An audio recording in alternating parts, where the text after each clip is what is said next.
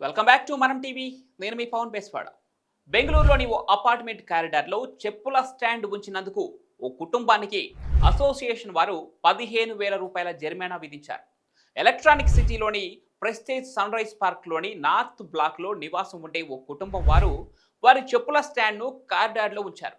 అయితే తమ నిబంధనలకు విరుద్ధంగా చెప్పుల స్టాండ్ ఉంచడంపై అభ్యంతరం వ్యక్తం చేసిన అసోసియేషన్ వ్యక్తులు దానిని తీసేయాలని మొదట ఆ కుటుంబానికి నోటీసులు ఇచ్చారు. నోటీసులకు స్పందించకపోవడంతో చివరకు వారికి జరిమానా విధించారు. ఫైర్ సేఫ్టీ నిబంధనల దృష్ట్యా కారిడార్లలో అడ్డంకులు తొలగించాలని అసోసియేషన్ పేర్కొంది.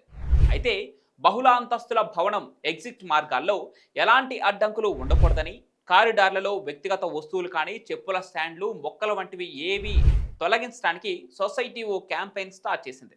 ఇందుకోసం 2 నెలల గడువు ఇచ్చి నివాసితులకు నోటీసులు కూడా పంపించింది.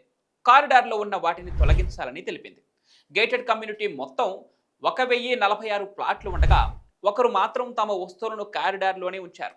నివాసితులకు ఈ అంశంపై అవగాహన కల్పించినా సరే వారు వినకపోవడంతో జరిమానా వేసినట్లు తెలుస్తోంది.